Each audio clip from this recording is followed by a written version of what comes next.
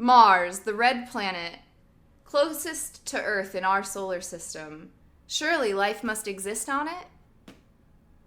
We dreamt about the builders of the canals that we could see by telescope, about ruined cities, lost Martian civilizations, the possibilities of alien contact. Then the Viking and the Mariner probes went up and sent back nothing. Mars was a barren planet, lifeless, sterile, uninhabited. In 2019, the first man set foot on the surface of Mars.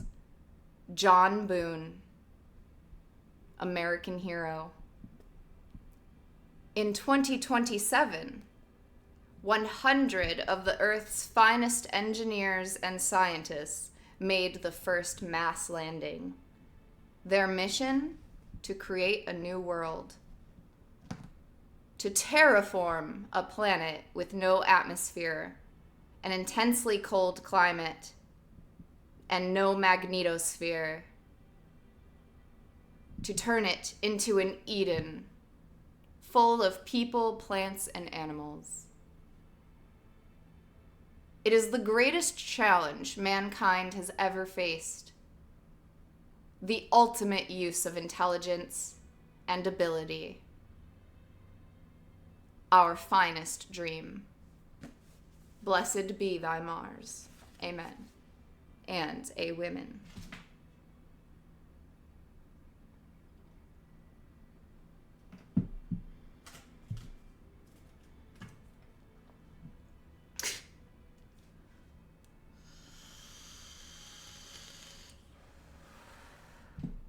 Okay, so if you're new here, fuck you. Should have been paying attention.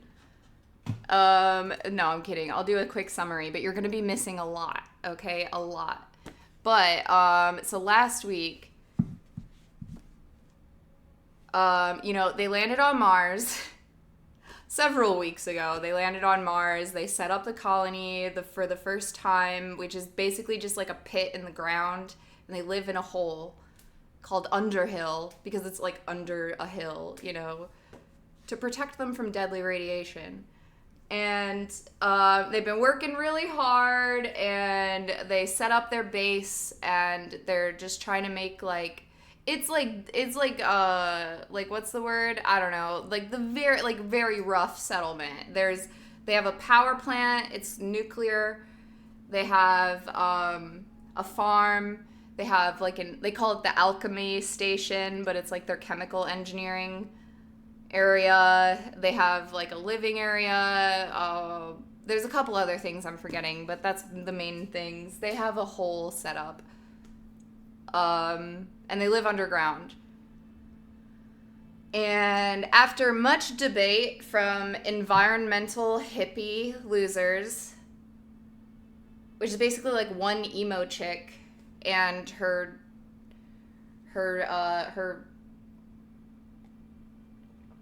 friends, they have decided that they're going to completely terraform Mars, but there's still a bit of an environmental argument to be made. They're not really sure how they want to terraform, but they have agreed that in order to glamp more effectively, they have to start heating up the atmosphere. So our two favorite characters, Nadia and Arkady,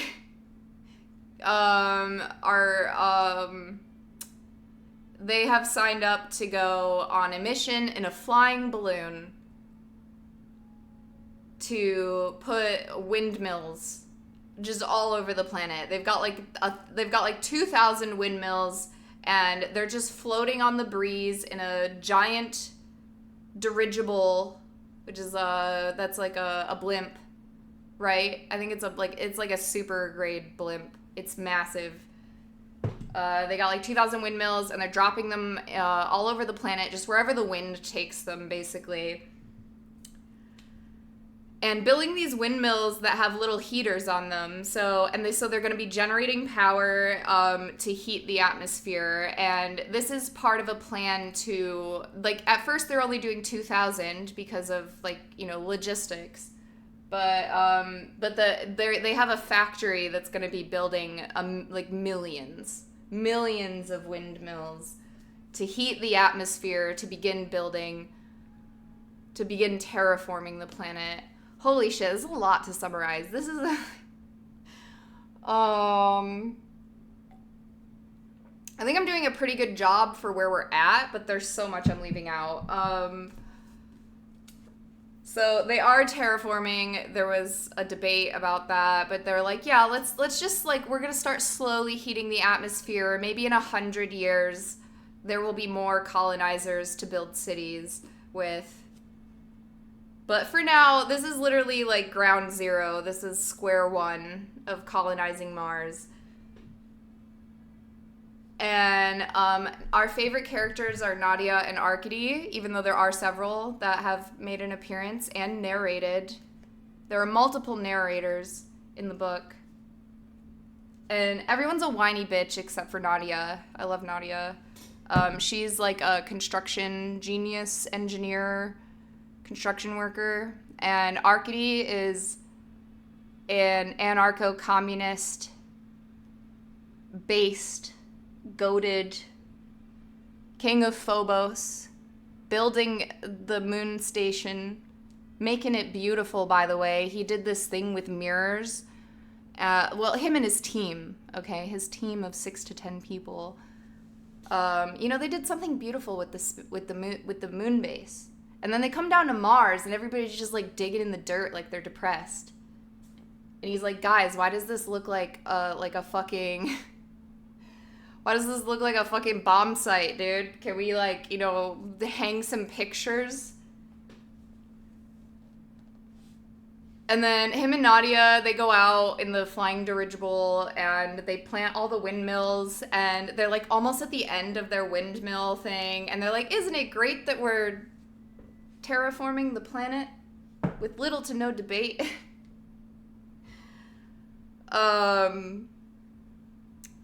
And then they have sex. They, like, totally make out and, like, kiss and stuff. Okay, and then they drop one of the windmills. Not while they're having sex. That wasn't, like, that's not because they had sex. It was the next day. The next day or whatever. They're, like, dropping a windmill, and then they actually drop it on accident and, like, breaks. So then Nadia goes down, and she finds out that they have algae in them. I should have mentioned this earlier. This was almost an 11 out of 10 summary. Fuck. Okay, I should have said earlier, Underhill has been developing their own genetically modified organisms to help with terraforming and, you know, turning Mars back into a living, breathing planet. So they have to, like, engineer organisms, gems, genetically engineered microorganisms or gems. And they've been working on a few, and they really like the most promising gem is the Underhill algae, which is a blue-green algae that can grow literally in the fucking Martian environment, which is blasted by radiation. It's dry, it's cold, it's fucked up. There's no air, and they finally made an organism that can survive in those conditions, and they call it the Underhill algae. So anyways, Nadia drops a fucking a windmill, and when she goes down to see if, like, you know, to repair it and see if it's okay, Underhill algae is spilling out of it.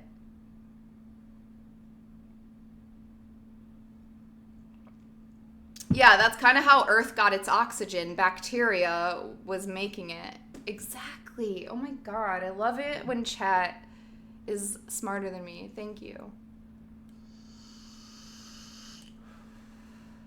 Also, zombies next. Yeah, this is a total surprise, by the way. Nobody agreed to this. They're still waiting on the UN opinion, and everybody was like, yeah, we're not ready to just decimate the environment. This is the tragedy, dude. I was shocked last week. I was inconsolable. This is huge. This is huge, people. They just did it. They just fucking did it, dude. They just did it. Oh my god. Like, I was so invested in giving you guys the summary that I forgot how personally upset I was. There's questions of if Arcady is involved. Is he involved? Did he know? Did he lie to Nadia, who is friends with Anne, the emo chick who cares about the environment?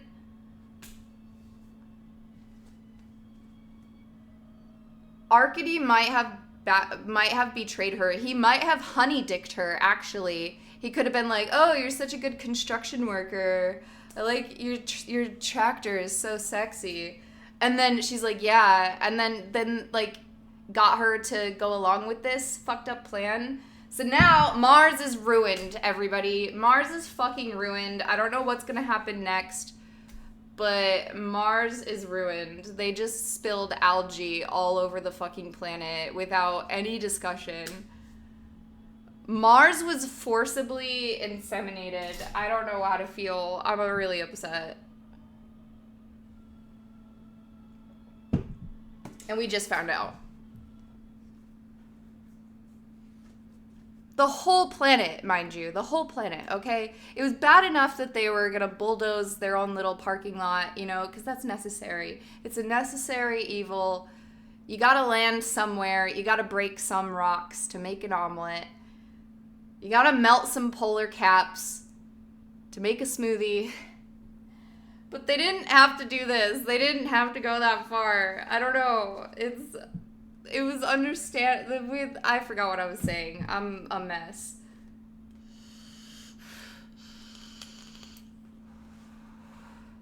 So wait, windmills slow down the wind. Yes, that was the plan. And then when the wind slows down, the planet will be able to heat up because the wind won't be like cooling it off. like when blowing on tea. You have to stop for the heat. And then the tea will get hot again.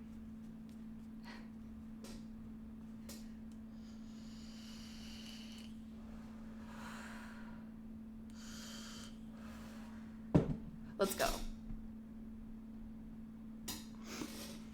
Wow, I liked that. Okay, that's so nice. I was trying to mess with the aesthetic here.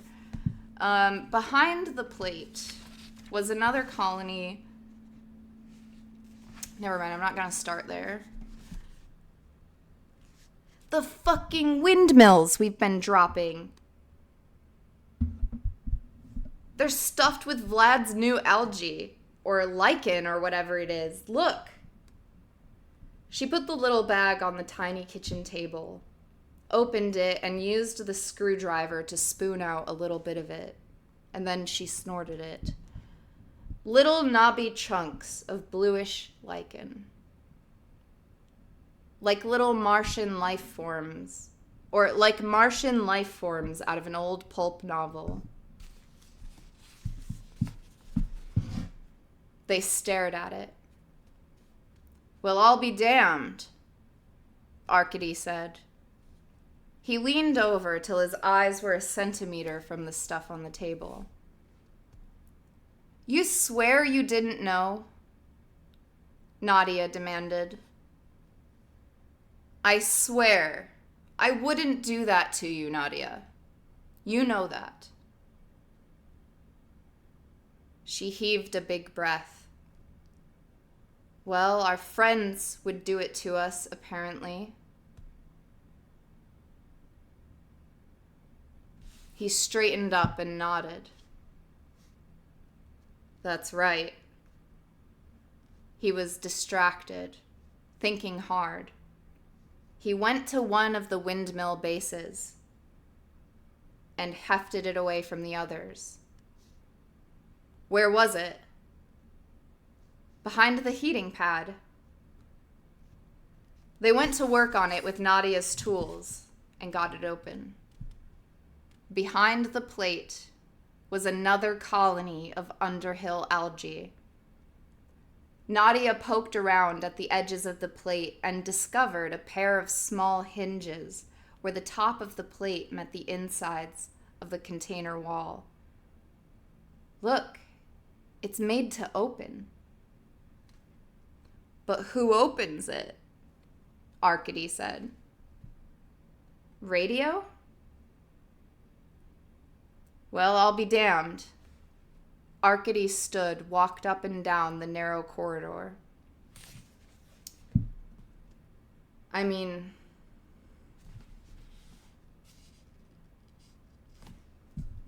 here I am. Thank you for $50. Monday Book Club. Look, it's made to open. But who opens it? Radio? Well, I'll be damned. Arcady stood, walked up and down the narrow corridor. I mean, how many dirigible trips have been made so far? 10? 20? And all of them dropping these things? Wait, I don't know who said that. Okay, it was either Arcady or Nadia. One of them said that. How many dirigible trips have been made so far? 10? 20? And all of them dropping these things?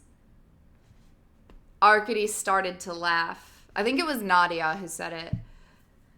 Arcady started to laugh. He tilted his head back, and his huge, crazed grin split his red beard in two. And he laughed until he held his sides. Ah, ha ha ha ha ha ha ha. Nadia, who didn't think it was funny at all, nevertheless felt her face grinning at the sight of him. It's not funny, she protested. We're in big trouble. Maybe, he said. Definitely, and it's all your fault. Some of those fool biologists in the trailer park took your anarchist rant seriously. Well, he said, that at least is a point in their favor, the bastards. I mean, he went back to the kitchen table to stare at the clump of blue stuff. Who exactly do you think we're talking about anyway? How many of our friends are in on this? And why in the world didn't they tell me?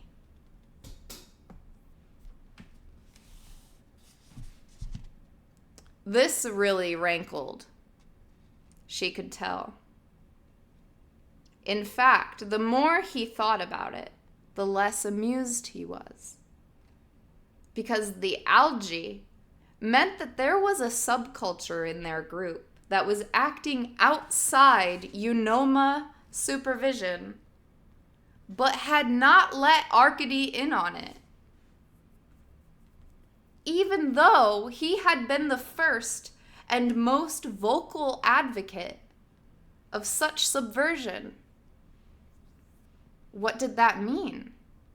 Were there people who were on his side but didn't trust him? Were there dissidents with a competing program? They had no way of telling. Eventually, they pulled anchor and sailed over Amazonas. I don't think cut him in is the right word. He's not mad they did it. He's mad that they didn't cut him in. I don't think he's mad that they didn't cut him in. He was almost amused at the idea of people more anarchistic than he was, but then he realized that's not what that means. It's not people that support him that are doing it. So that's where his sense of unease is coming from, which it's hard to find the nuance there. Even as I'm saying it out loud, like, it sounds more black and white than it really is. Like, he's like, oh, that's funny that they wouldn't tell me. And then he's like, wait, why wouldn't? Like, what are the reasons? List them. Why wouldn't somebody tell me this? And it's the answers to that are more troubling than the fact that they didn't cut him in.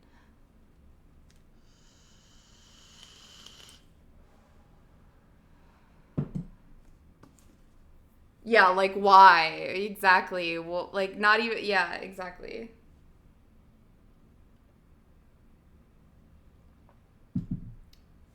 He's like if they don't want what I want, what do they want?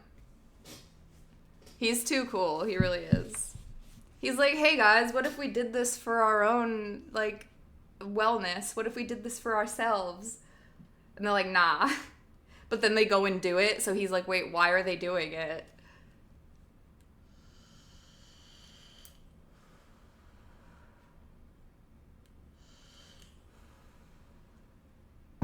And that was the sad part that I thought Arcady was involved because they had all finally agreed that they should slow down. They were like, yeah, Mars, it's only untouched once. It's only unexplored once. So eventually even Arcady, who was like kind of excited about, you know, like ripping and roaring, even he was like, yeah, you're right. It's kind of like bad.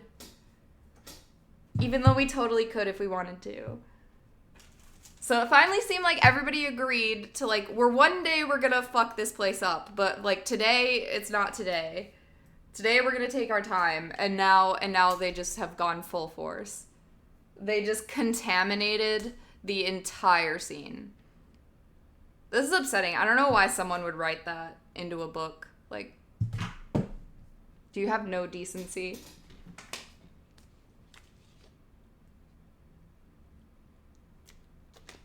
Well, with how much Roar talks about how important Sax is, I'm thinking I know the secret faction.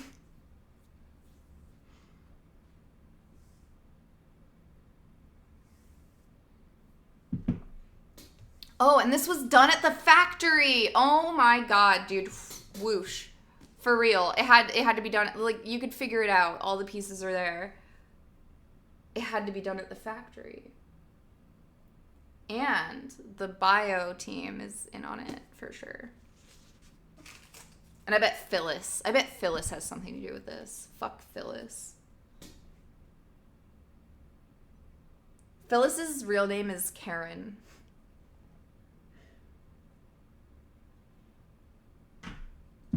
We may need to do a recall. Factory recall. I'm so sorry. I'm sorry.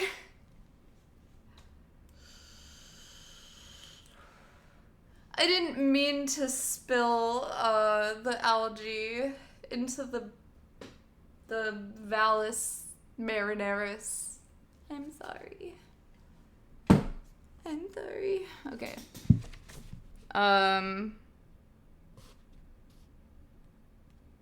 Definitely, it's all your fault. Some of those fool biologists in the trailer park took your anarchist rant seriously.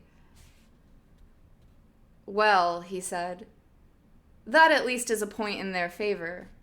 The bastards. I mean, he went back to the kitchen to stare at the clump of blue stuff. Who exactly do you think we're talking about anyway? How many of our friends are in on this? And why in the world didn't they tell me? This really rankled, she could tell. In fact, the more he thought about it, the less amused he was. Blah, blah, blah. What did that mean? Were there people on his side, but who didn't trust him? Were there dissidents with a competing program? They had no way of telling. Eventually, they pulled anchor and sailed on over Amazonas. They passed a medium-sized crater named Petite, and Arcady remarked that it would make a good site for a windmill. But Nadia only snarled. They flew by, talking the situation over. Certainly several people in the bioengineering labs had to be in on it. Probably most of them, maybe all. And then Sachs, the designer of the windmills, certainly had to be a part of it. And Hiroko had been an advocate of the windmills, but they had neither been sure why. It was impossible to judge whether she would approve of something like this or not, as she was simply too close with her opinions. But it was possible. As they talked it over, they took the broken windmill completely apart. The heating plate doubled as a gate for the compartment containing the algae. When the gate opened, the algae would be released into an area that would be a bit warmer because of the plate itself. Each windmill thus functioned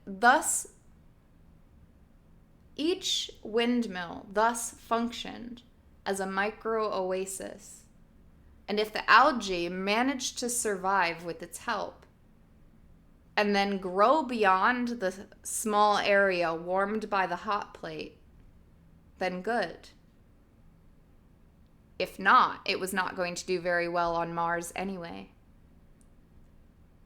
The hot plate served to give it a good send-off, nothing more. Or so its designers must have thought. "We've been made into Johnny Appleseed," Arkady said. "Johnny what?" "American folktale." He told her about it. "Yeah, right. And now Paul Bunyan is going to come kick our ass." It's not really too late. It's really not too late for a cleanup. I'm so glad you said that, and I'm sorry I keep interrupting independent reading time, but it's not too late for a cleanup. How would you do the cleanup? They've been floating. It's unfortunate that the dirigible is kind of like a plot device here. The fact that they've been floating on the wind in a fucking blimp to make these, they're not like set coordinates. Like they know where each one is, but they have been flying for like months, and they've been going all around the planet, which is a big planet. Even though it's smaller than Earth, it actually has more, there's no water. So there's more land surface on Mars than there is on Earth because there's no water. A lot more land, if you can imagine. I love that. So they've been, it's like almost random. There's random fucking dumps all over the whole fucking planet. It's actually it is too late for a cleanup. They were almost done with their load by the time they realized that it was contaminated. So, it is actually too late to do a cleanup. Because assuming these are set to go off, like they're kind of like live grenades, I assume that this is also a good point. It wouldn't be too late if we knew the controls. It wouldn't be too late if we knew we could stop it. But there's somebody out there who clearly wants it to happen. So if you could assume that now you have to go back and pick up random deposits, and then they also have a time limit, like the algae is probably already loose on a lot of them, and that even if they aren't, somebody could just push a button, and it's too late. It's way too late. It was probably too late after they dropped the first one. I was playing Surviving Mars earlier, so this topic really speaks to me. That's fucking awesome. Moose just sent me a game. I forgot the name of it, but Moose just sent me a game that's like exploring a planet. I wanna look into that. God, I love video games.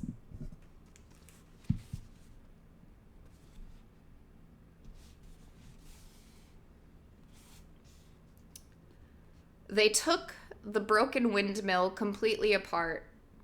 The heating plate double. Oh fuck! I start too far back. We've been made into Johnny Appleseed. Arcady said. Johnny what? American folktale. He told her about it. Yeah, right. And now Paul Bunyan is going to come and kick our ass. Ha, never. Big Man is much bigger than Paul Bunyan. Believe me. Big Man?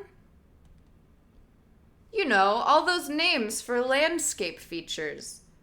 Big Man's footprints. Big Man's bathtub.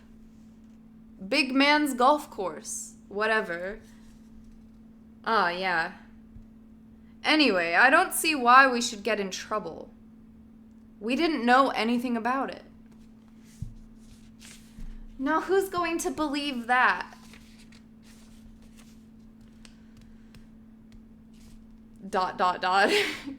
Good point. Those bastards! They really got me with this one. Clearly, this was what bothered Arcady the most. Not that they had contaminated Mars with alien biota, but that he had been kept out of a secret. And that the implication is that he was in on it. But this was what bothered Arcady the most. Not that they had contaminated Mars with alien biota, but that he had been kept out of a secret. Hey, not told you. Shut up, Roar. This is Nadia's narration. This is Nadia's interpretation of the situation. Bars. Men were such egomaniacs when it came down to it. Men are such egomaniacs when it comes down to it. And Arcady, he had his own group of friends. Perhaps more than that. People who agreed with him. Followers of a sort. The whole Phobos crew. A lot of the programmers in Underhill. And if some of his own people were keeping things from him, that was bad. But if another group had secrets of its own, that was worse, apparently, because they were at least interference and perhaps competition. Or so he seemed to think. He wouldn't say much of this explicitly, but it became obvious in his mutterings.